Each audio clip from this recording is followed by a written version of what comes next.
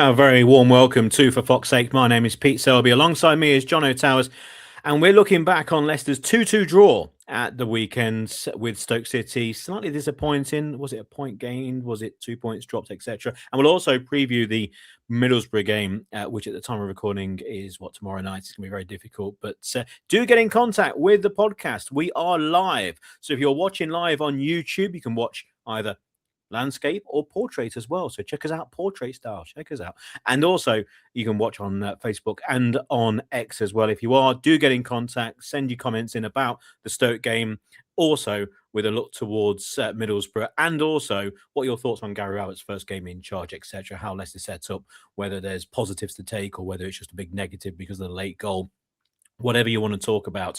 Also, head over to forfoxsake.news. Very interesting on forfoxsake.news this week. Loads and loads of articles, as usual. And very interesting about a poll at the weekend with hundreds, I think nearly 1,000 votes overall, regarding Harry Winks and about how happy Leicester fans are that he's back involved in the first team squad, but also what would maybe happen with a look to next season. Do we want him to stay, etc.? And it's an interesting poll and interesting results there. And on the back of that, Rob Hayes has written a very nice article regarding Winks' career at Leicester and what the possibilities are for him the rest of this season and also for next season. That's a free article. So if you head over to forfoxsake.news, you can read that article and then check out the rest of the website. Also, we have the latest 5 members, our top 100 club. So we're counting down the top 100 players in Leicester City's history, all-time history. It's taken an absolute age to try and sort this list out. And we've got from numbers 74 down to 70. We include a star from the late 90s. We include someone who I think most people will not have heard of, but maybe should be higher. And we also include a Premier League winner as well. Oh, there we go. The second Premier League winner who have entered the list. So do check that out. There's a nice big bio about every single player, lots of YouTube clips and highlights about them as well. And you'll learn an awful lot. So make sure you head over to forfoxsake.news, have a look at the websites. And of course, it's £5 a month to subscribe, the price of a pint. And for that, you get everything on forfoxsake.news, but also it keeps these podcasts absolutely free. Jono, how are you on this late afternoon on a now what is a wet Monday? How do you feel overall as a City fan right now? Are we slightly elated? Are we a bit disappointed still? What are your thoughts right now, a few days after what happened at Stoke? Hi, Pete. Yeah, thanks for having me on. How do I feel? A bit frustrated, I'll be honest. But that's just the overall sense of the whole season, to be honest. I mean, Gary Rowett's come in. I think that's been a good appointment. In the longer term, I'm hoping it will pay dividend. He's not a miracle worker by any means, and we've got, a troublesome squad, as we've talked about many times. So I don't know really what I was expecting. However, the scenario that played out in the game, be it conceding after 3 minutes, I wasn't hopeful at all. But then when we drew it back to 2-1 and we're winning, I was thinking, happy days, we're getting a bit of a bounce here. And so, with the late equaliser, sort of put a dampener on that. And so I'm sort of a bit mixed, to be honest, about how I feel. I feel like potentially with the scenario in the game and conceding so late and then also not scoring the winner when we had multiple opportunities to do so is a little bit like 2 points lost, to be honest. And especially as the position we're in right now, we need to be picking up wins as soon as possible. And I'm sure that hasn't escaped the attention of Gary Rowett. So frustrated that we didn't get the 3 points when they were clearly available, but we didn't get it over the line, so to me, I'm feeling a little bit glass half empty, I suppose. But yeah, I agree. At the same time, I'm happy that we haven't lost another game.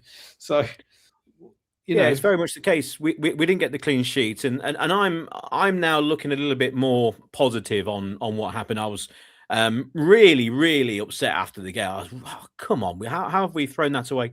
But then also, how did we win at the end? So we've got a few comments already. We've got Derek who's watching vertically. Again, if you're watching on your phone right now on YouTube, turn your phone portrait style and you'll be able to get us on there now. It's a lovely new feature. Derek, very good afternoon. We need to try someone different at left back. Aluko or Skip should be considered for left back.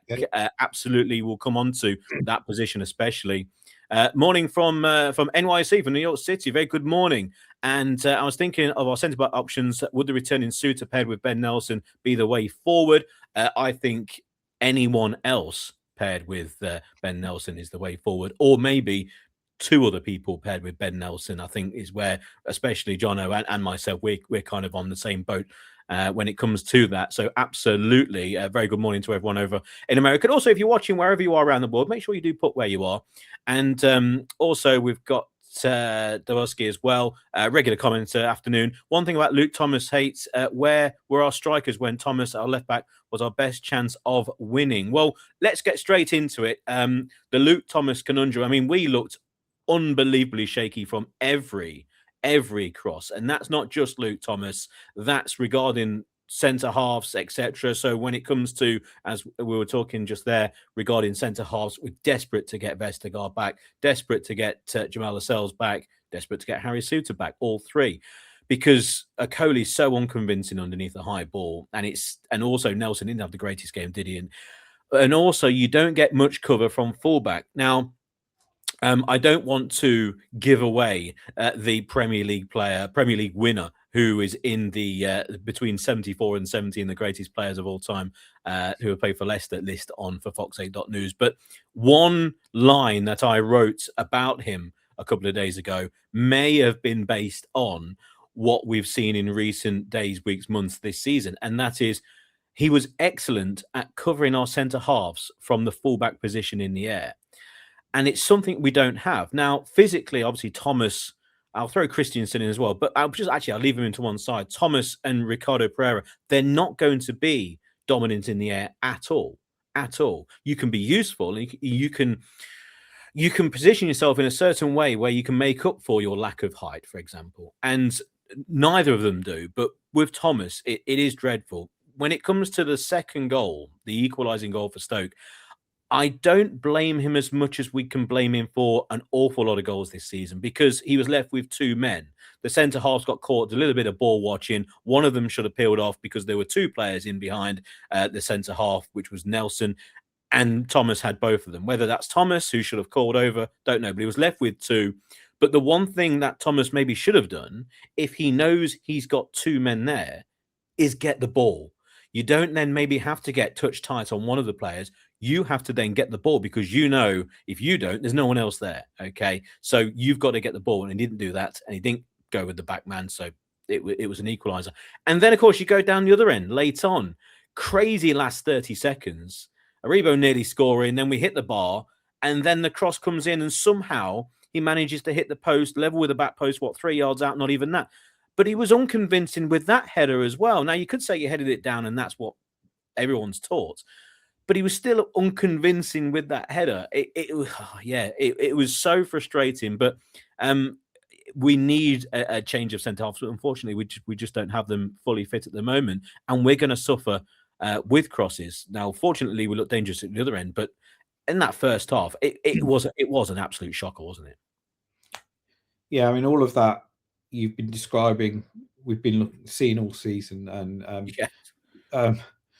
you know, Luke Thomas, I hate to keep slating him. It's horrible It is.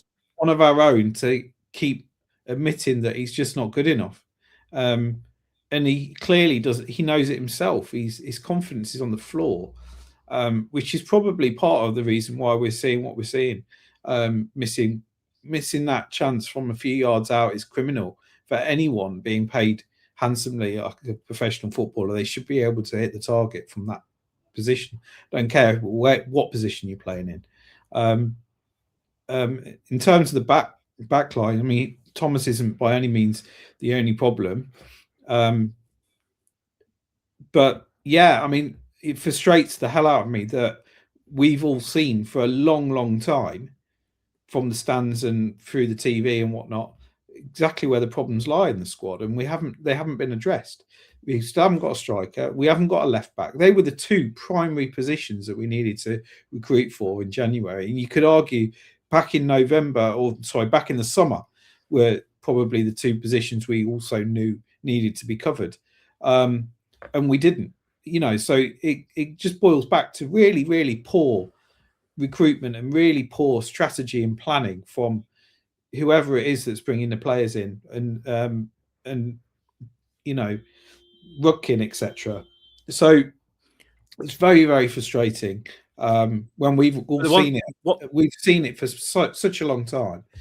One thing, though, John, now, aren't we? So yeah, that's the thing. It is frustrating, but we know where we are. We're in the relegation zone. We're a point behind West Brom, who do look poor as well. Runs being made by other sides. There's still quite a long way to go. I was talking today at work, and we were referring to, because we're talking about Monday morning, talk about promotion races, relegation, Premier League, etc.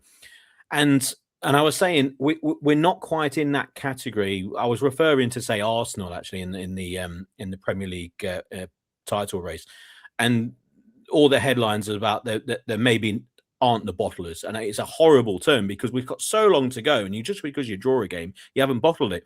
And then when I was talking about the relegation dogfights in the Championship, I was saying that there's actually a long way to go. So I know the teams above us are on a run, but we've still got over 10 games to go. So there's a long time to get a run going, to get some wins on the board. Now, I'm not saying that you got to put your hands up in the air and say everything's going to be fine, but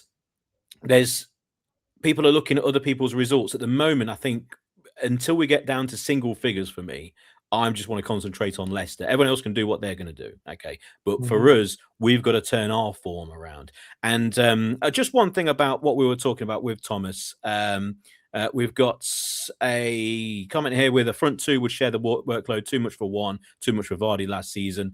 And also, just to clear up the point on the strikers in the last minute, at least he was there, not our strikers. Absolutely correct. He was in the right place. And that's the one thing you can't fault Thomas for, and that's the efforts. It's just the execution, isn't it? It isn't there. And he's a player. He's one of those players who, when you get a young player come through and they're in a really good side, and they look quite settled and competent, surrounded by very good players who are playing good football and are quite successful, you think that, well, that young player also is to that standard.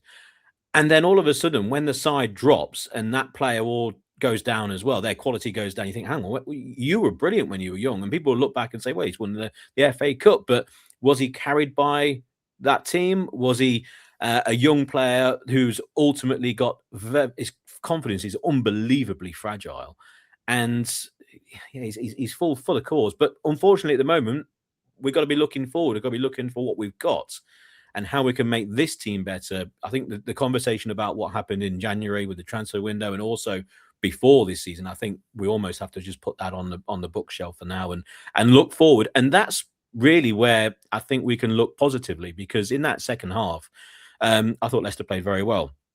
Mikasa was quite quiet in the first half. Second half, played really well. Dangerous, curling ball in, actually went all the way in through and scored. And a lovely back heel flick for Winks. That shows confidence. Winks playing well, anchoring that midfield and spreading the ball around in the second half. Aribo coming on and adding a bit of physical presence and also looking dangerous when coming forward into the box. And all of a sudden, when balls came in, you all of a sudden had someone there who had a little bit of size, a little bit of aerial ability, which is something we've lacked in a centre forward for a number of years. And all of a sudden, Leicester looked really confident and should have gone on and won the game, as we mentioned late on. But does that second half performance give you a lot of hope that ultimately Leicester will probably end up, if they do win games this season, they'll just have to score more goals than the other, because basically they're going to score. We just can't keep clean sheets at the moment. And with the defence that we've got, i.e. with the two centre-halves, with Nelson and with Okoli, I just can't see them keeping clean sheets. And, of course, the fullbacks, mainly the fullbacks.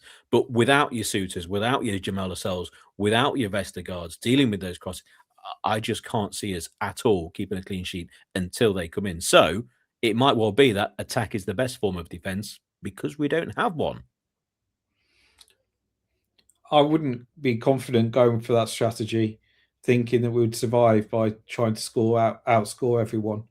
I think ultimately the manager has got to somehow get some sort of working back four together. We aren't going to stay up if we don't keep clean sheets. And it's been so long now. It's almost a monkey on the back, isn't it, that they need to get rid of, I think. So I think it has to be that we have to find a way to be more solid and be more resilient and to keep the ball out of the net. It, you know, people say in football that the defense is the easiest thing to sort out. Scoring goals is the difficult bit, being creative. Now, we should have enough in that squad with supposedly international quality players that aren't anymore, but have played a lot of Premier League and Championship level football. There should be enough in there and enough now in the management as well now to be able to put something together to make something work. And that has to be the underlying priority for the rest of the season, is keep it tight and try as best as we can to keep the ball out of the net. Now, it's not always going to work, but if we're shipping one goal a game, that's an improvement on 50% or 100% if you're shipping two a game. In most cases, we are two or more. If we're only shipping one, then you're giving yourself a good chance.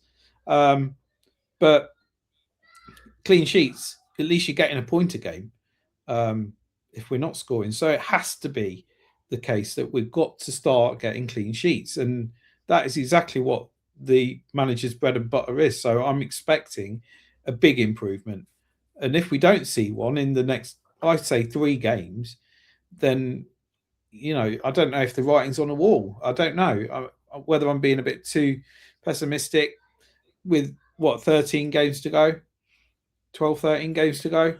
I think. I mean, I don't think you can be too pessimistic. We're in the relegation zone. We've got 6 points taken off us, possibly even more by a Premier League who are really going for the jugular. We've not kept a clean sheet since the King was a kid, and it's a real mess at the moment. Our centre halves are all injured, and we've got fullbacks.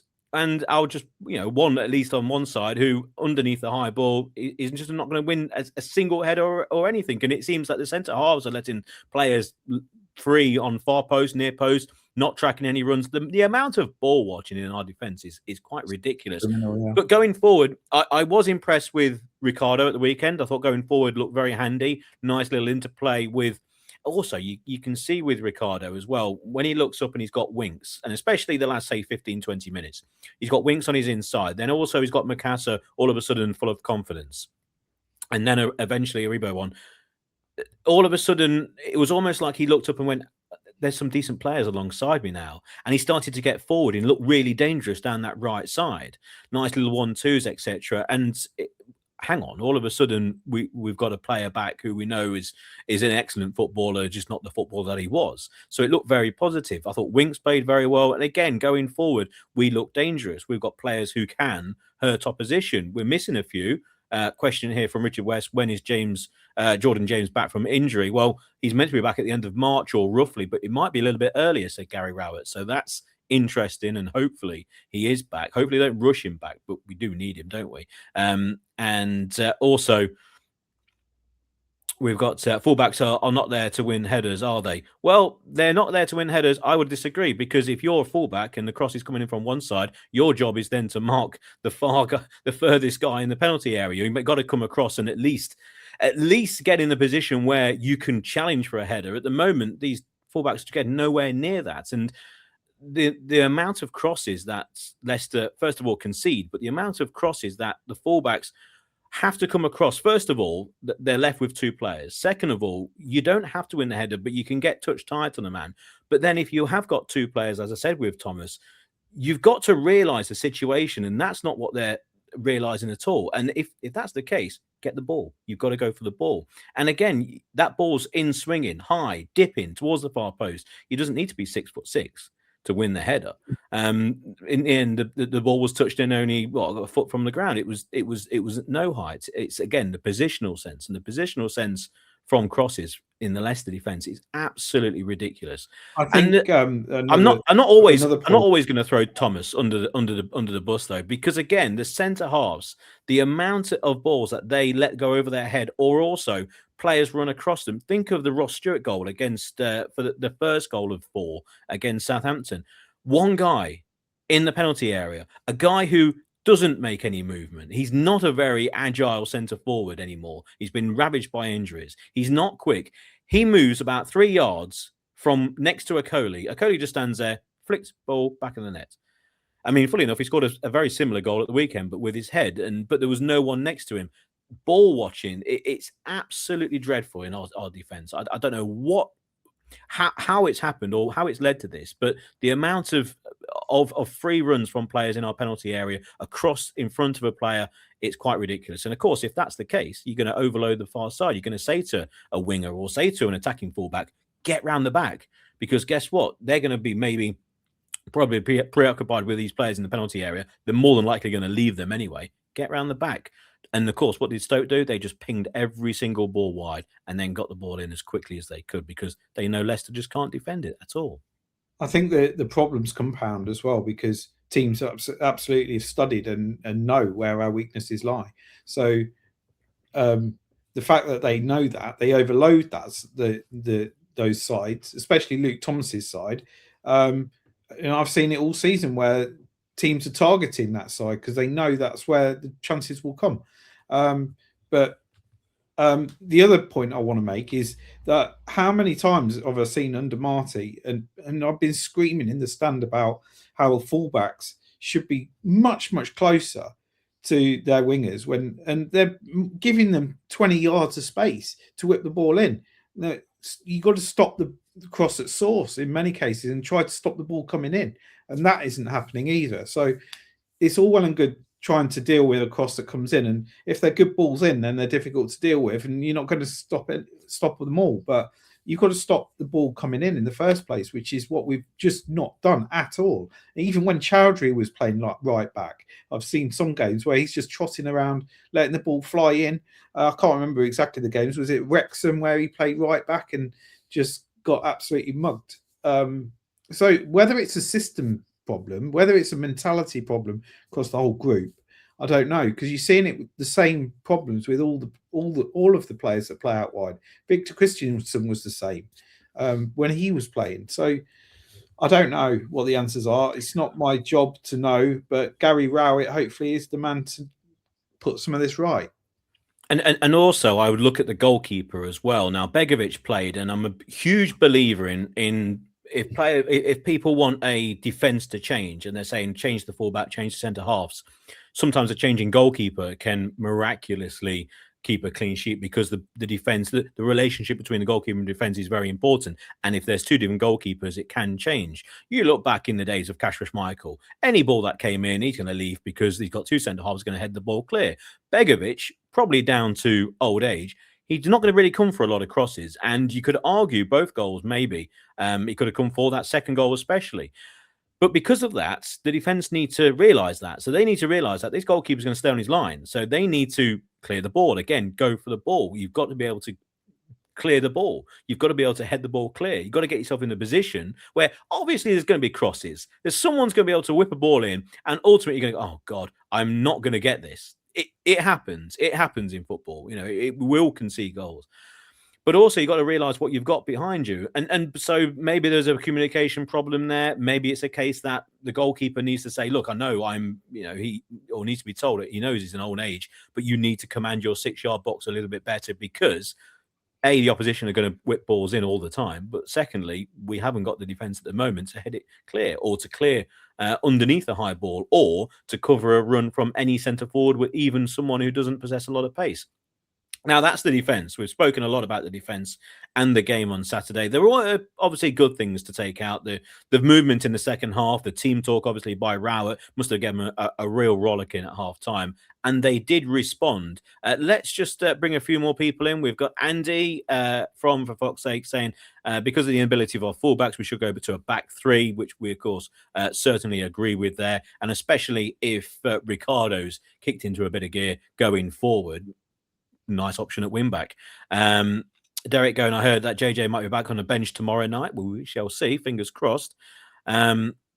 Also, we've got Dallas Fox's Charles. We should have targeted at number 7 after Buster with Thomas. He was a hothead. Yeah, game management. But yeah, it was so disappointing. So disappointing. Rowett being an ex-defender, he should know how to improve our defending. Absolutely. And fingers crossed, after more than 3 days on the training ground, he can bring it together. And I'm sure he will be in private talking to Callum Davis and Andy King, bemoaning the fact that he's got Yannick Vestergaard and Lascelles on the treatment table rather than on the field. But we're going to Middlesbrough.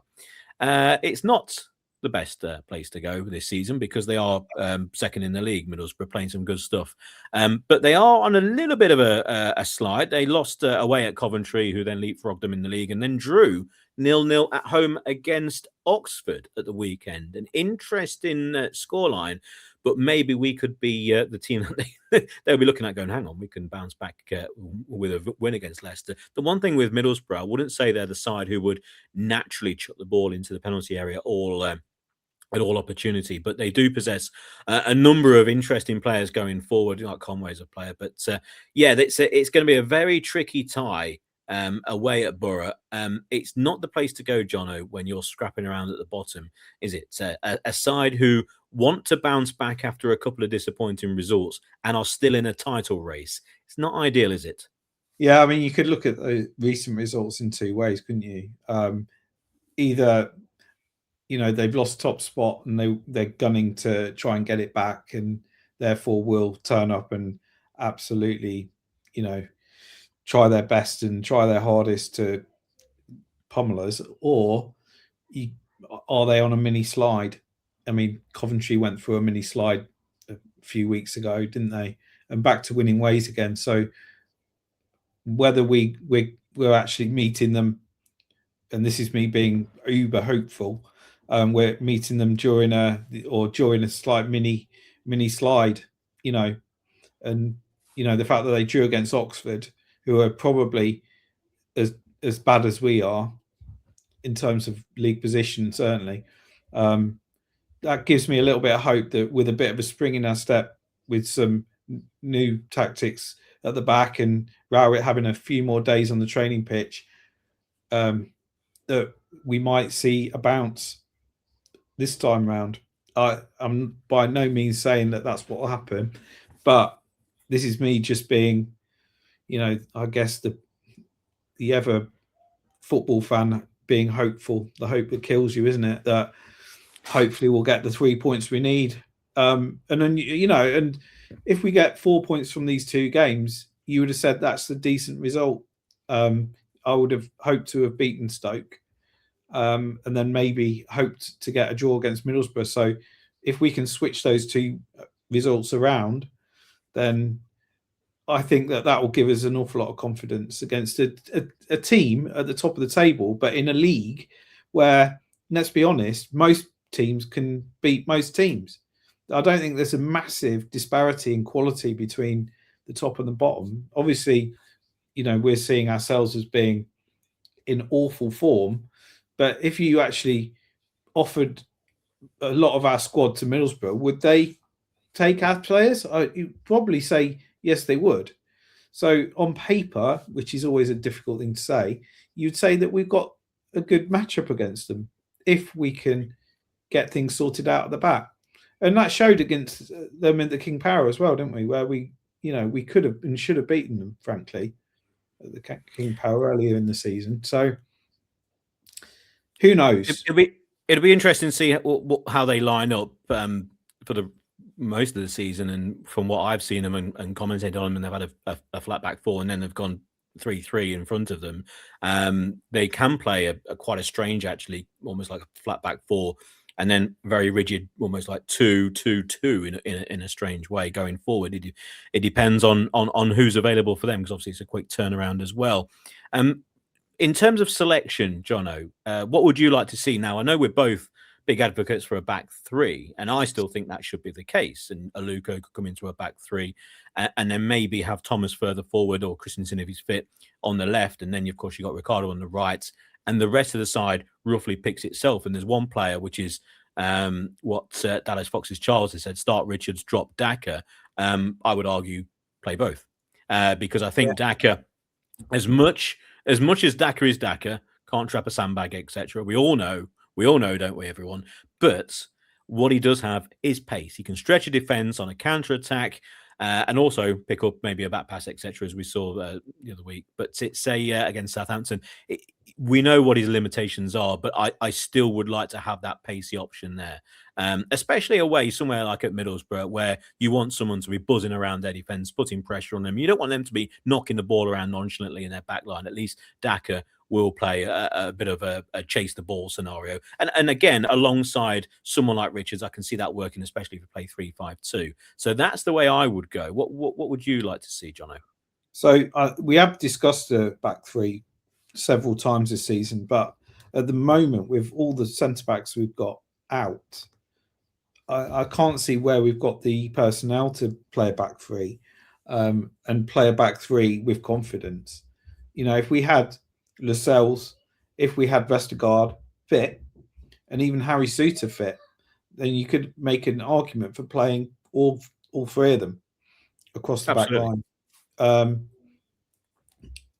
Quite what you do with wing backs, I'm not quite sure whether Fataru and Mavididi are quite in the mould to play like the Steve Guppy role, or you know the Andy Impey kind of role. I don't know. They're a bit more attacking than that, aren't they? So I've got a little visitor here, and that's all right. What you want to do, Jono? You want to ask him, like, do you think Mavididi should be on as a wing back, or do you think it should be possibly Luke Thomas on that side? What do you reckon? I'm not sure that Alex really knows the answer. Yeah, I'd say the one thing I would say with Mavididi, I think he was quite unlucky actually with that shot. I thought he was going to bend in the far corner, but I don't know the answer. No, you don't know the answer. Well, I'm afraid none of us do, really. To be perfectly honest, we're all clutching at straws here, aren't we? Hey, it's live, everyone. Now you know it's live. Sorry, sports fans. That's all right. No, it's great stuff. It's obviously you do lose the option. I mean, for Tarbu, not in the squad. You do lose obviously someone like Mavididi at wing back if you were to play someone like Thomas there.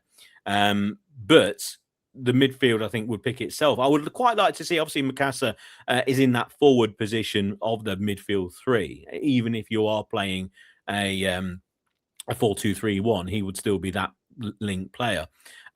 And then, of course, if they're not ready to start Richards for whatever reason, I can't see any reason why not, because he's come off the bench and that. So you've got Joe Aribo. And I've said when we did sign Joe Aribo, he's a very versatile player. In certain scenarios, I think he'd be very useful as a forward. I don't know about starting him maybe in a forward position, but if you were going to play two, again, he gives you another option. He's a very... I was going to say competent footballer, but he is a competent footballer. He's experienced. He can score goals. He's shown that in his past. And if you're going to employ him alongside another player, maybe in a more 10 position as a link player, he could be a very valuable player to have further forward, again, with that little bit of height. But the one thing that Rowett does have, he has options now. When you look at these players, you look at Mavididi, Fataru, Mikasa, with Aribo, Daka, Richards, and then behind them, what more than likely, and fingers crossed, is a settled back two in a midfield of Winks and Skip.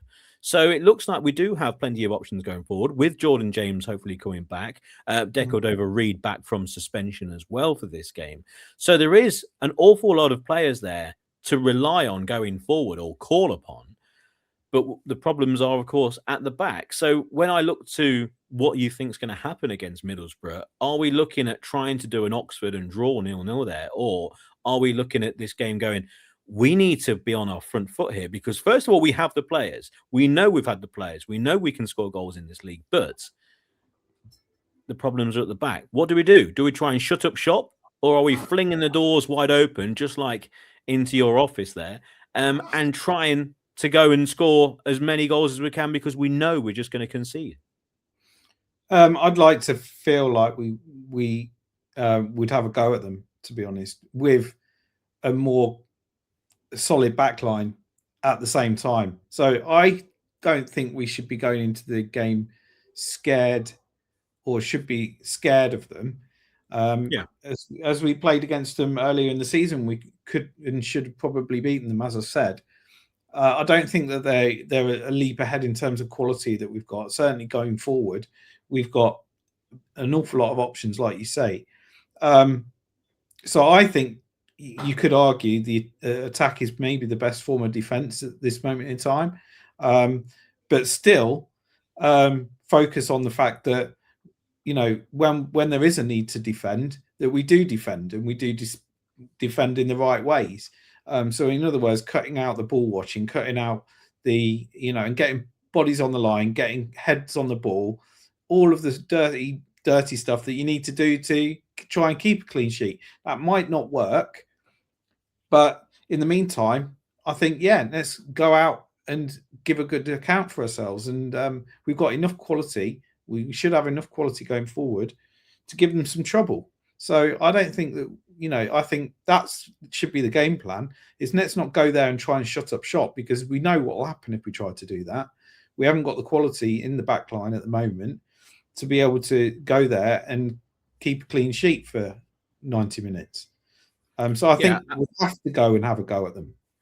Yeah, I think so. And it's not, we're not talking about full out attack here, gung ho style, but playing our game when we have the ball, not being afraid to make forward runs, not being afraid to have someone like Winks join in an attack and be that base of when Leicester get the ball and they're 25, 30 yards from goal, and he's the link man in the centre, not staying back. So it's not the number 10 or the advanced midfielder who's playing that role. They're in the penalty area. And if it's a Rebo, he's in the penalty area to get on the end of a cross. Having the fullbacks, if we're playing fullbacks, go forward. So having Ricardo join in the attack, I think that's what we're talking about. Just like we were playing towards the end of the second half against Stoke, not being afraid to attack, not going gun-ho, and obviously being very tight at the back, hopefully for the first period of time, because again, Middlesbrough, they drew at the weekend against Oxford, and they lost away at Coventry, so maybe the locals might be getting a little bit worried regarding trying to win the league, and maybe with automatic, etc.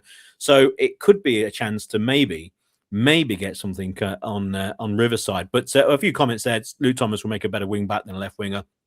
Oh, a better wing back or left winger. Skippy as sweeper, I'm maybe, but perfectly honest, I think if you threw a sweeper system at Caleb Okoli, he would look at you incredibly puzzled. So I wouldn't be too sure about that. I wouldn't be too sure about that at all. It might work in a very strange scenario with say a Lascelles Vestergaard centre half partnership, or maybe even throw a Suter in there as well. A sweeper system in that sense might work, but I wouldn't like to see Caleb Okoli. We've been looking around him the whole time. What are you doing there? He wouldn't have a clue what they're doing anyway. Yes, we shall see. Andy though made a good point. He came out of the game at Stoke with a little buzz because we were in front. We did play very well in the second half, and again, Rowett has only been there for a few days. The first half performance was dreadful, but the team talks obviously worked against a very poor Stoke side. So there's lots of positives to take. There are lots of positives to take. What do you think is going to happen, Jono? I want a score prediction from you, and I want a score prediction from everybody. So everybody watching right now, if you've not commented, comment now with a score. That's all I want to know. What do you think is going to happen against Middlesbrough? I've got a scoreline which I think you may laugh and probably call the white coats to come and get me. Go on, Jono. So I'm going to have faith that Gary Rowett has done some drills, and I'm not going to go clean sheet, but I'm going to say that we will only concede one goal. And I think that we've got enough quality to get two. So I think that there's a bit of a surprise, or maybe a shock, that we could spring here. I've got colleagues that are Coventry fans, and they're all hoping that we can do them a favour as well. I hope we can do ourselves a favour, to be honest, by getting 3 points on the board. Well overdue 3 points, frankly. So hopefully onwards and upwards from here, and we can get 3 points, build some confidence, and start moving up the league. And I think if we do get 3 points, then bring on Norwich at home. Yeah, and that looks a very interesting game at the weekend. Very interesting. Now, later in the week, we'll be covering the game against Middlesbrough, and also we'll have the preview regarding Norwich. Finally, before I reveal my scoreline and everybody's scoreline, a final plug for foxsake.news. There's the free article on there regarding Harry Winks, written by Rob Hayes, going over his career at Leicester, where it's gone wrong, where it's gone right, and what the future might hold regarding our very interesting poll on X. Make sure you do follow us on X at FFS Pod, and also you can follow our YouTube channel as well. But for fox8.news, head over there and you can see the free article, and then you can take a huge browse throughout the site and see all the articles on there, all the features, all the interesting comments, and also articles regarding Leicester City women as well. And also you can read the latest on our top 100 Leicester players counting down, and we're now down to number 70. And again, that latest bunch of 5, including a Premier League winner and a star from the late 90s. So make sure you check out for fox8.news. It costs £5. And what that does, it keeps these podcasts absolutely free, but £5 a month, price of a pint, and it covers absolutely everything on for fox8.news. Brilliant mobile site as well. So if you're on your mobile, head over to for fox8.news. Brilliant layout, looks fantastic, and some really interesting stuff on there, and loads more to come. You need to be a member though, so make sure you do sign up. Now, I think the men in the white coats are going to be having a bit of a job on over the next 24 hours, because there's plenty of corners of the globe they need to go to. Okay, we've got Dallas, Fox's Charles.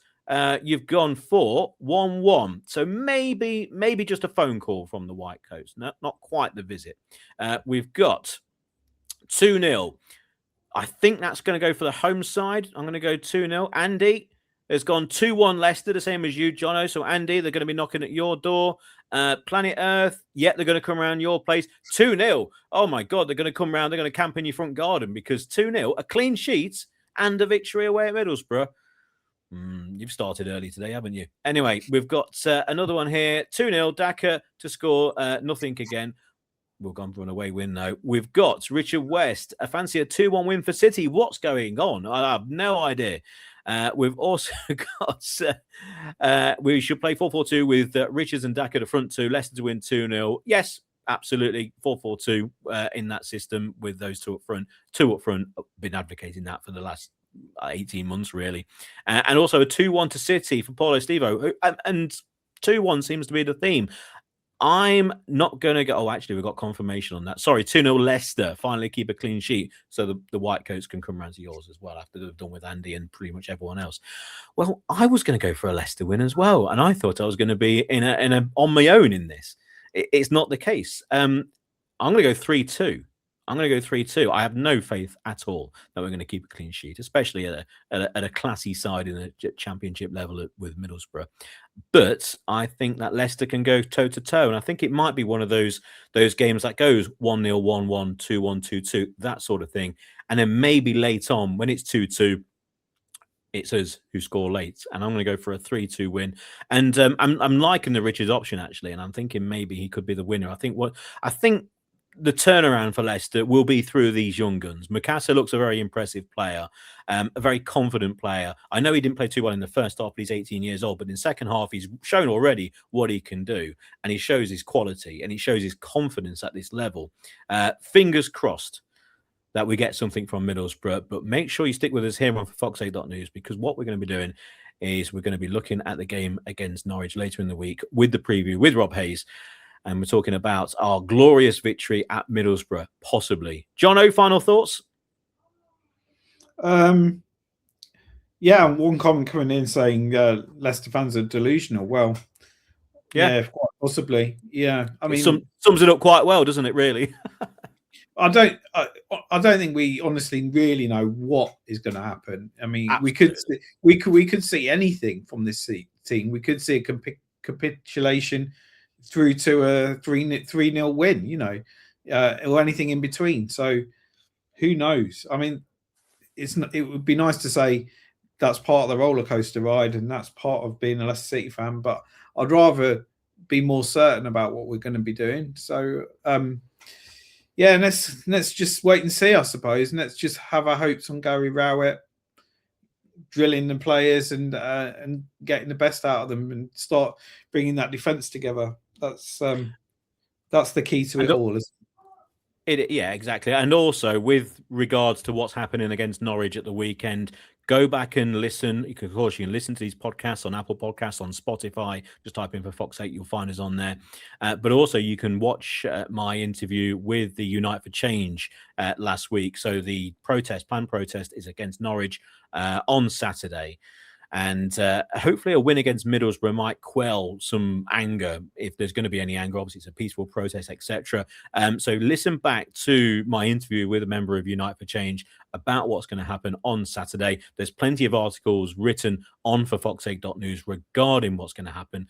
And of course, we'll have all the latest news. And again, on for fox8.news, it's not just the latest news, it's the deep dive. It's the long read articles where there's plenty of research been done, talking to the right people, and then put on paper for you or on screen for you to then read on for fox8.news. So plenty of news happening at Leicester as usual. It's never dull, and fingers crossed, hopefully we're all happy when it comes to the preview against Norwich. Thanks, Jono. Thanks everybody for watching live and for listening back if you are. And fingers crossed you're listening back on the back of a win. Hopefully it's 3-2 and the men in the white coats, they just can have a cup of tea and they don't take us